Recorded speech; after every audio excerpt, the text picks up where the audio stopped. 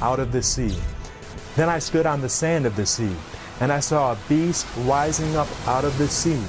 According to the Bible, a sea represents a heavily populated area. The waters which you saw are peoples, multitudes, nations, and tongues. So this beast power would arise from a heavily populated area. 2. The Antichrist receives its throne, power, and authority from the dragon. The dragon gave him his power, his throne, and great authority. This beast would receive its power, authority, and even its capital city or seat from the dragon. Who or what is the dragon? We know from the Bible that the dragon represents Satan. However, the Bible is actually more specific about who this dragon is in verse 2. And another sign appeared in heaven. Behold, a great fiery red dragon, having 7 heads and 10 horns, and 7 diadems on his heads. And the dragon stood before the woman who was ready to give birth, to devour her child as soon as it was born. She bore a male child who was to rule all nations with a rod of iron. This passage refers to the birth of Christ and how Satan tried to destroy Christ at his birth. Which power did Satan work through to try and accomplish this? It was Rome.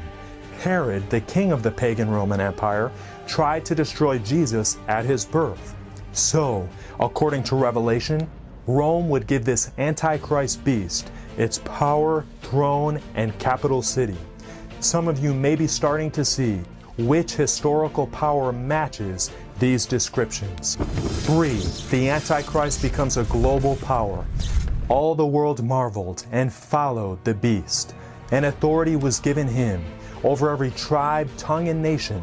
Clearly, this Antichrist would have global, worldwide power and influence. 4.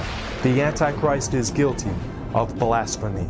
On his head's a blasphemous name, and he was given a mouth speaking great things and blasphemies.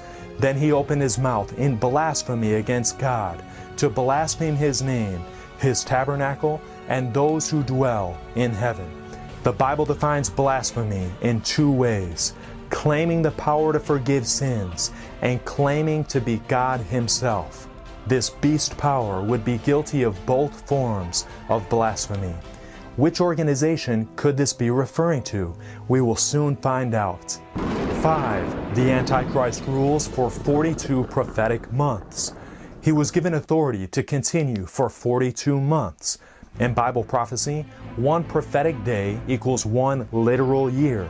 We see this principle in Numbers 14:34 and also Ezekiel 4:6, which says, I have appointed thee each day for a year.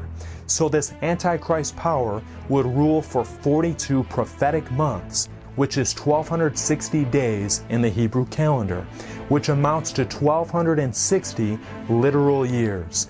Interestingly, this 1260-year reign for the Antichrist is referenced 7 times in the prophetic books of Daniel and Revelation. 6. The Antichrist receives a deadly wound that is later healed.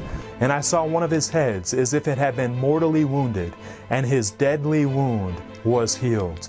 The Bible speaks of this beast power receiving a deadly wound which